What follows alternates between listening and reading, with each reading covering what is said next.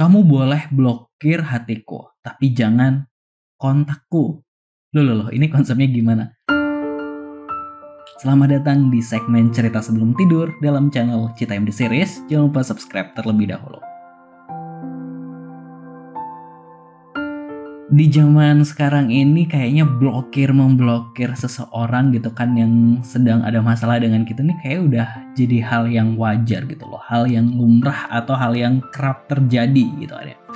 Ada sebagian orang yang setuju, ada sebagian yang orang juga nggak setuju dengan orang ketika memblokir kontak saat terjadi sebuah masalah. Misalnya kita lagi bermasalah dengan teman, dengan saudara, dengan siapapun itu, lalu kita ngeblokir kontaknya gitu aja gitu.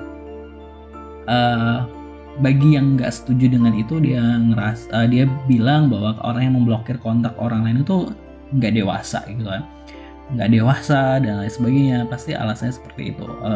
Tapi ada perspektif lain gitu menurut kami gitu, menurut gue nih utamanya, karena ada alasan lain kenapa kita harus memblokir orang tersebut gitu.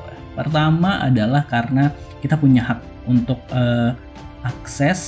untuk siapapun bisa akses tentang kehidupan pribadi kita.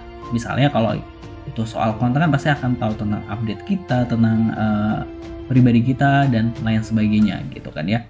Nah itu, pertama setiap orang punya hak untuk itu, untuk membatasi orang lain melakukan kontak dengan kita gitu. Kalau kita ngerasa orang lain tersebut udah nggak baik untuk kehidupan kita, ya nggak masalah. Atau kita ngerasa orang lain nggak perlu melihat kehidupan kita, ya nggak masalah, karena kita punya hak privasi itu gitu kan ya. Terus seperti itu.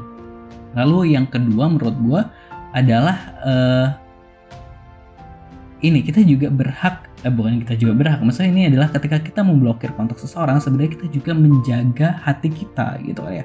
Karena misalnya ketika kita ada masalah dengan seseorang, otomatis hati kita tuh pasti ada rasa bencinya, ada rasa jengkelnya, ada rasa sebelnya misalnya kayak gitu terhadap orang tersebut. Makanya ketika kita memblokir seseorang sebenarnya bukan karena kita ingin apa gitu, tapi karena ingin menjaga hati kita agar tetap berpikir positif, agar tetap berpikir jernih, agar ketika kita melihat postingan orang tersebut, kita kadang misalnya ketika kita jengkel sama seseorang gitu kan, atau sebel sama seseorang kan, ketika dia posting apa aja kan, hati kita tuh jadi ngerasa gimana gitu, misalnya kayak apaan misalnya dan lain sebagainya. Nah, daripada kita kerap melihat itu semua gitu kan, mending kan nggak usah, mending dikurangi intensitasnya seperti itu. Nah ini catatan gue pribadi sih, karena gue pernah ngalamin yang namanya ngeblokir seseorang. Tapi ada emang yang gak gue blokir, tapi ada yang gue blokir. Kalau emang udah parah banget gitu kan ya, menurut gue ya diblokir itu gak masalah, karena sebenarnya untuk menjaga kewarasan hati dan pikiran kita sendiri gitu. Iya gak sih?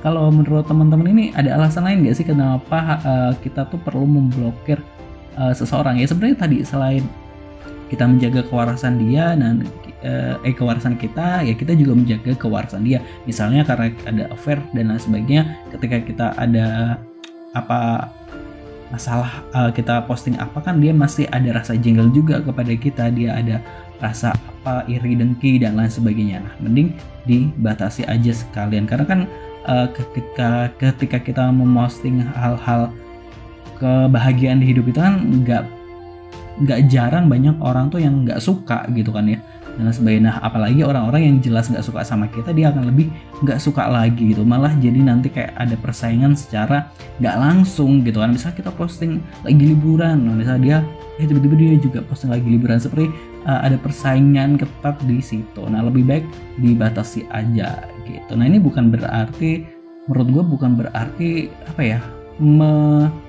memutus silaturahmi, tapi menurut gue mengurangi dampak dari penyakit hati seperti itu. Tapi gue nggak tahu ya, maksudnya ini perspektif masing-masing. Meskipun kadang kayak gue pernah, misalnya gue tuh udah gue ikhlasin, udah gue maafin, tapi untuk you know my life again, you don't gitu. Jadi seperti itu. Kalau menurut teman-teman bagaimana pandangannya? Jangan lupa tulis di kolom komentar. Dan buat teman-teman yang punya cerita apa aja, cerita horor, cerita cinta, cerita pengalaman, cerita motivasi, cerita seperti apapun, boleh banget dikirim ke citamseries@gmail.com. Jangan lupa subscribe. Semoga tidur nyenyak malam ini. Semoga besok semakin semangat dan sukses. Amin amin. Wassalamualaikum.